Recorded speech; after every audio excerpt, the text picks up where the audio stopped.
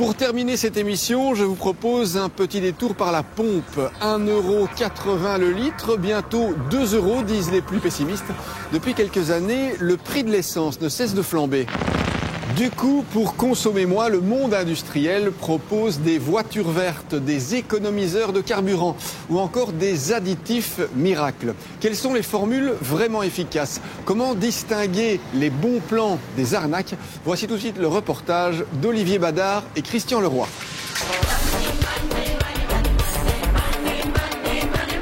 C'est cher, oui. Ça fait un petit peu mal à la bourse, quoi. Oui, trop cher, absolument. On va faire 60 francs le litre, quoi. On calcule toujours en francs belges. C'est quand même 280 € par mois. 250 € par mois. C'est énorme. Ça, vous pouvez dire.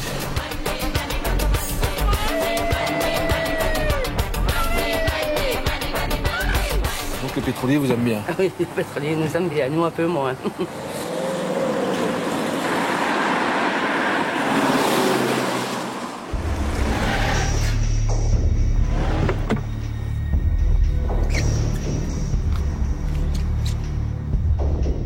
Le problème avec le carburant, c'est que son prix va toujours de l'avant et le budget des ménages, forcément, s'en ressent. Pompe à essence, pompe à fric, pompe à fisc, car c'est bien là le hic, le plein d'accise ne connaît pas la crise. Tout comme le pilote qui est derrière moi d'ailleurs, lui qui prétend détenir la solution en matière de carburation. En Belgique, les besoins en carburant sont gigantesques. D'abord parce que le citoyen ne peut vivre sans sa voiture. Ensuite, parce que notre pays est un nœud routier international. Pour répondre à l'énorme demande, 38 000 pompes d'essence sont disponibles. Elles délivrent chaque jour plus de 27 millions de litres de carburant.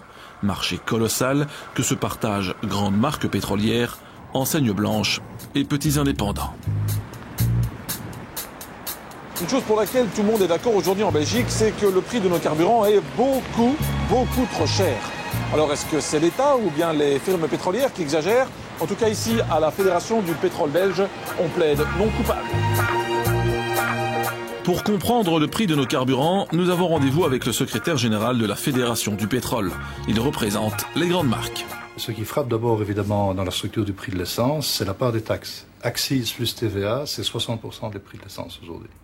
Accise plus TVA, c'est 49% du prix du diesel. L'État pompe donc pas mal sur les pompes, et c'est le comble, particulièrement lorsque les prix du pétrole diminuent. Tant pis pour les automobilistes. C'est que quand le prix baisse, le prix maximum baisse, 50% de cette baisse de prix est convertie en augmentation d'accise. Donc, pour faire simple, les taxes montent quand les prix baissent. Est-ce que le citoyen est bien conscient de ça, vous pensez, ou bien on va lui apprendre quelque chose? Je ne sais pas si vous allez lui apprendre quelque chose. Pour moi, c'est une manière indolore d'augmenter les accises. Ni le citoyen, ni les médias ne s'en rendent vraiment compte. Mais dans le portefeuille, évidemment, ça pèse. Ça va représenter sur 2010-2011, par rapport au prix de début 2010, quelque chose comme 10% d'augmentation du diesel.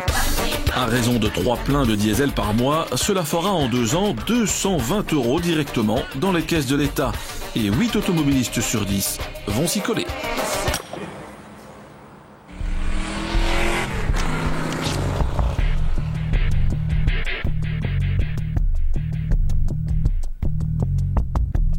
Votre Eurosupper, vous l'achetez au prix plancher ou plutôt à la pompe la plus chère?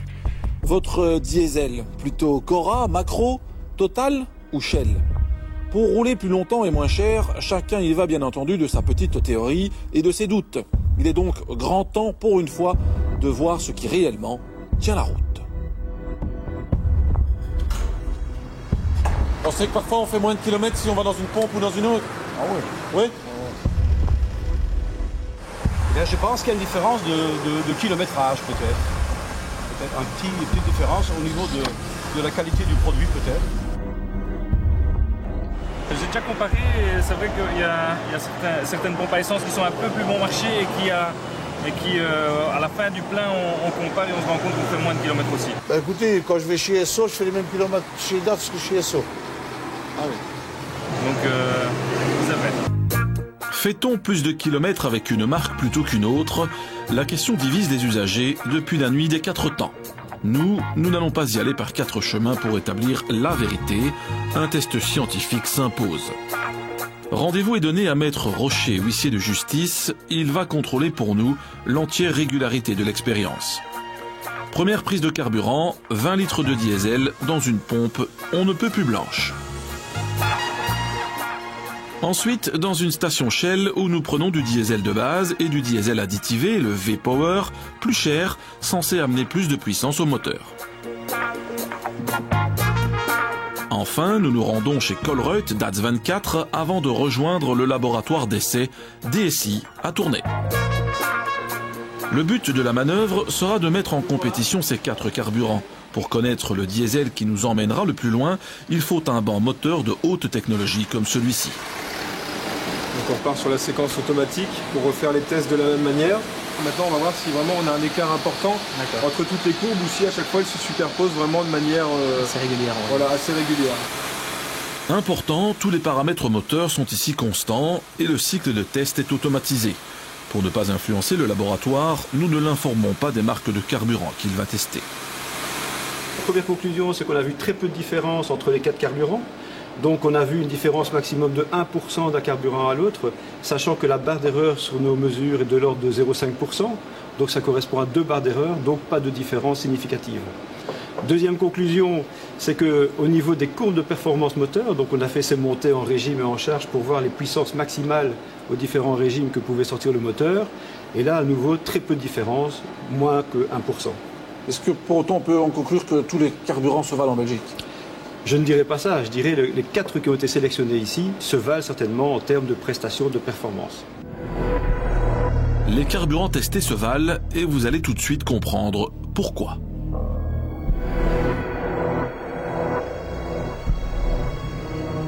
Nous sommes ici au port pétrolier de Wandre dans un dépôt Total. Total compte 8 dépôts de ce genre en Belgique. Ici, chaque jour, entre 3 et 7 millions de litres de carburant sont délivrés.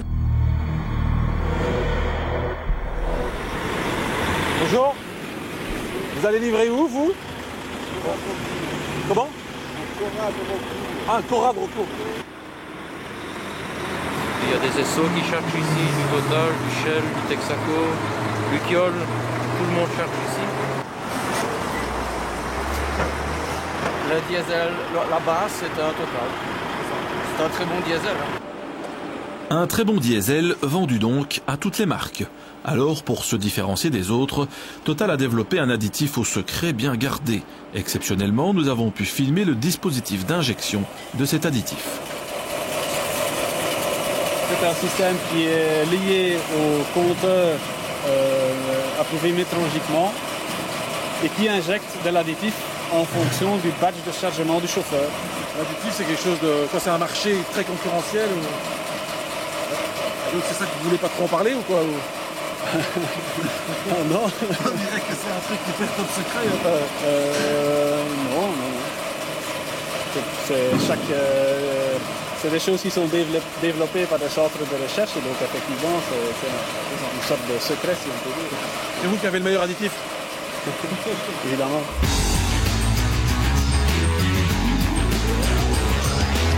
Excellium, c'est évidemment le meilleur, mais aussi le plus cher. Depuis quelque temps, Excellium s'est imposé dans les 500 stations Total, n'y cherchez plus le diesel de base. Excellium a un prix, 7,50 € en moyenne de plus par plein. Au siège bruxellois du groupe pétrolier français, on détient un argument de choc pour justifier la différence. Alors la fonction principale de l'Excellium, c'est la capacité à réduire la consommation de carburant. Et ça, c'est quelque chose qui vraiment nous distingue, je pense, des autres. Ça a été vérifié dans des essais sur banc à rouleau, qui sont des essais normalisés, extrêmement précis. Ça a été fait également sur des essais sur circuit. Et c'est vrai, une haute école anversoise a testé différents carburants avec un véhicule sur rouleau. D'après le test publié dans un grand quotidien, il faudrait à l'Excellium presque un demi-litre de moins que les autres carburants pour effectuer 100 km.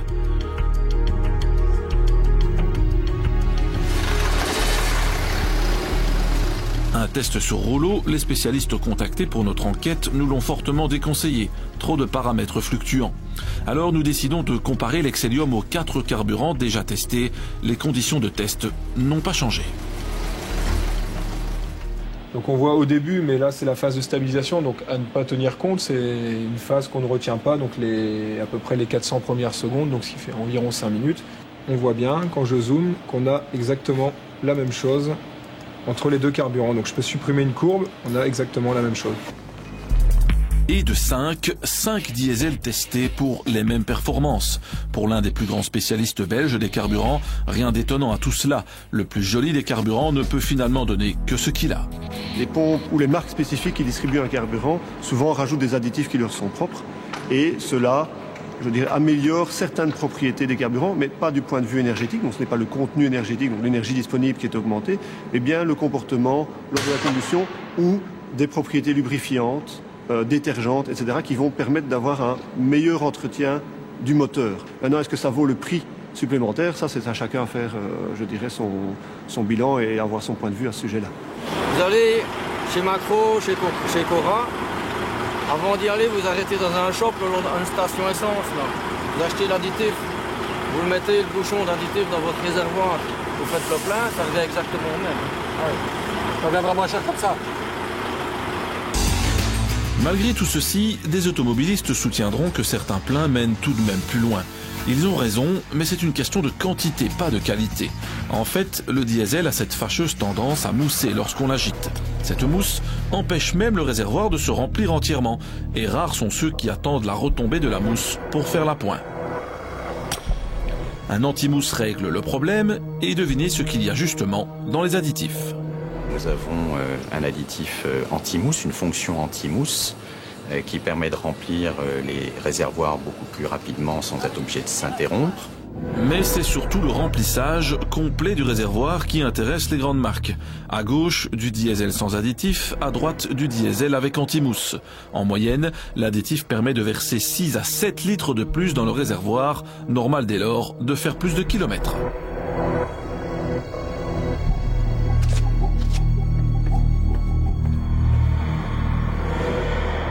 Pour rouler à l'économie, presque à moitié prix, eh bien, il y a le rouge pardi. Et ne croyez pas que rouler au mazout de chauffage est totalement d'un autre âge. Oh, bien sûr, vous me direz, il y a bien sûr le douanier et son nez fin. Mais qu'en est-il de ses réels moyens? Et au final, c'est qui le plus malin? Vous avez déjà entendu souvent des gens qui roulaient au rouge, qui fraudaient un peu ou quoi pour éviter non, franchement, dernièrement, non, parce qu'il y a trop de contrôle, alors ça craint. Vous avez été déjà contrôlé combien de fois? Ça fait depuis 72 que j'ai fait la route. Hein. Jusqu'à maintenant, jamais. Jamais? Et 2 fois, on m'a fait contrôler. Au diesel, je veux dire. Diesel, beaucoup de fois.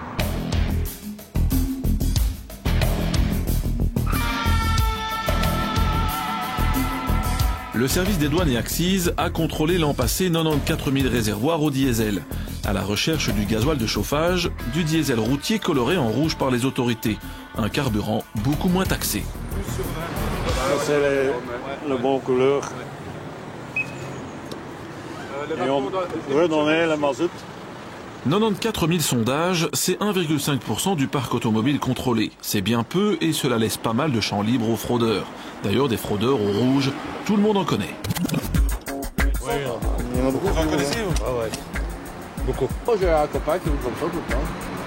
Il a déjà eu des contrôles, mais je vais dire, pas de douane quoi. Moi je ne l'ai jamais fait, donc... Est-ce que vous pouvez comprendre les gens qui le font Avoir le prix du carburant maintenant, peut-être bien, oui. Je connais même dès que se fait prendre avec des trucs de chauffage, ils ont dit moi j'ai une amende et ça me coûte moins cher. Non, mais comme Alors est-ce que le Belge est fraudeur au niveau de son carburant? Pas terriblement. On constate, on a fait l'année passée 94 000 contrôles et cette année jusqu'au mois d'octobre de 72 000. Et on constate qu'en moyenne 1 à 1,5% sont fraudés avec du rouge, qui utilisent du rouge. Est-ce qu'on connaît les motivations de rouler au rouge? On se doute bien, mais c'est beaucoup moins cher que de l'utilisation du gasoil blanc. Donc il y a moins d'axes dessus et donc les bénéfices sont vite calculés. Le fraudeur n'aurait pas de profil type. Il faut dire que la tentation est omniprésente. De nombreuses stations proposent toujours du mazout ou du pétrole de chauffage à la pompe. Ici, pas de problème pour se servir tant que l'on remplit des jerrycans et pas son réservoir. Dites, on voit que vous faites le plein de diesel, de mazout, enfin, c'est pour quoi? C'est pour votre voiture ou c'est pour... Non, pas du tout. C'est pour ma grand-mère, pour son chauffage. Voilà, donc rien de... Voilà. Je fais le plein un peu pour l'hiver.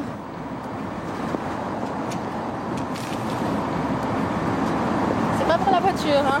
Il y en a qui essayent, mais à ce moment-là, le caissier ne libère pas, évidemment. Maintenant, une fois que le jerrycan est rempli et qu'ils sont partis, là, ce n'est plus notre ressort. On ne sait pas voir ce qu'ils en font. Mais normalement, la majorité des gens, évidemment, c'est pour du chauffage. Et une minorité, c'est peut-être pour transvaser dans les véhicules. D'autres vont plus loin encore. Comme la majorité des contrôles douaniers, on l'a vu, sont visuels, quelques filous jouent aux apprentis chimistes dans le but d'enlever la couleur de la fraude. Décolorer le rouge pour lui rendre sa couleur légale, ce n'est pas si difficile. Nous avons lancé le défi à l'université de Liège. Il n'a fallu à ce laborantin que 5 minutes pour transformer le mazout de chauffage en véritable diesel routier. Bien sûr, pas question ici de révéler la technique utilisée. Reste une question fondamentale à poser à notre expert en carburant. Rouler au rouge peut-il être nocif pour le moteur? Au niveau des normes strictes, donc c'est vraiment la base au niveau des deux carburants, donc le diesel et le mazout, ils sont relativement proches. Et ça ne va pas nécessairement dégrader le moteur de manière, je dirais, démesurée par rapport à un carburant standard. En tout cas, ceux qui ne s'inquiètent pas trop pour leur moteur, ce sont les professionnels de la route. Plusieurs chauffeurs de mazout nous ont avoué durant notre enquête livrer des sociétés de transport internationaux. À chaque fois, le même argument, la rentabilité rapide de la fraude. Dans le milieu, on a vite calculé ses gains. Vous avez des copains qui roulent au rouge ou quoi, non? Moi j'en ai plein. C'est vrai? Ouais, franchement j'en ai plein. Allez, ouais. Même des transporteurs. Hein. Ouais? Ils sont pas à voir, non? Il s'en fout, le type il a un réservoir de 800 litres. Il a un réservoir de 800 litres, s'il met 800 litres, ça lui revient peut-être à 400 ou 450 € le plein au lieu de 1000 €. Il roule 3, 4 fois, 10 fois, 20 fois et il se fait attraper une fois, c'est 500 € d'amende la première fois. Ouais. Après, la deuxième fois, ça devient dans les 2000 et quelques, je sais plus combien exactement, mais il est gagnant. Hein. Mettre le rouge, hein. Le rouge? On mélange quoi, du rouge avec du vrai diesel ou on met que du rouge ou... Les deux. Mélanger deux. Et alors le mélange, ça se fait où? En entreprise ou quoi ou... On peut le faire ici. On peut le faire dans les pompes aussi. Je sais pas où ils font, mais enfin... Chez nous, on le fait pas, puisqu'on fait le plein tout le temps ici. Donc... Autre fraude qui a tendance à se régulariser, les réservoirs cachés. Pour débusquer le poteau rouge, les services des douanes profitent de dénonciations, mais aussi parfois de leur flair légendaire. Mais ici récemment, on a constaté qu'il y avait des réservoirs cachés dans un camion étranger. Et donc là, c'est effectivement, dès qu'on a affaire avec un réservoir caché, les amendes sont beaucoup plus élevées. On commence à 5 000 € plus un pourcentage sur le prix du véhicule, quoi. Et pour les voitures, le tarif c'est 500 €, une amende bien trop peu dissuasive aux yeux de certains. Est-ce que les contrôles sont suffisants? Est-ce que les amendes sont suffisamment dissuasives? J'en doute. Je crois que les amendes ne sont pas suffisamment dissuasives. Et là, c'est un risque évidemment important de fraude. Et quelque part, on vole l'État qui perd en recettes fiscales. Et nous plaidons pour que ces contrôles se renforcent et que les amendes soient plus importantes. Et il y a 5 ans, les amendes, ce sont les pompistes qui les collectionnaient. Leur méfait, la vente de carburant frelaté. C'est ainsi que des mélanges illégaux se retrouvaient dans plus d'un plein sur 10. Des mélanges, qui plus est, parfois nuisibles pour les moteurs. D'après les autorités, les problèmes qualité rencontrés se retrouvent essentiellement dans les pompes blanches. C'est donc là que nous effectuons nos coups de sonde. On a un petit bidon. Est-ce que vous voulez bien nous offrir juste 200 ml? Vous demandez un tout petit peu d'essence, pas de diesel. Ça, on l'a fait analyser. Un petit peu, alors. Un tout petit peu. Hein. Voilà, merci. Juste la moitié de la bouteille, c'est très bien. Merci. Je vois rien du tout. Non, je vois pas. Voilà, arrête. Tiens, je suis C'est bon? Merci. Bon, mais bien. ils vont sentir. Encore un tout petit peu, parce que j'ai pas assez. Il y a du papier, je crois, non? Merci beaucoup. Direction la caserne militaire de Vilvoorde. C'est là que nous confions nos échantillons au laboratoire fédéral. Depuis 1995, on pratique ici 8000 contrôles par an et des fraudes, on en a vu passer. Donc, il y avait réellement un problème de qualité des carburants où il y avait à peu près 13% des échantillons prélevés qui n'étaient pas conformes aux normes et à la législation. Est-ce qu'on peut dire aujourd'hui que la mission est atteinte ? Oui, tout à fait. Et si nous considérons donc les 3 dernières années, 2007, 2008, 2009, sur une moyenne d'échantillons de 8500, donc toute qualité de carburant confondue, là on a à peu près, le pourcentage varie entre 1 et 4%. Et voilà déjà le résultat de nos analyses. Les 4 échantillons confiés sont bien conformes à la législation, plutôt rassurant pour nos moteurs.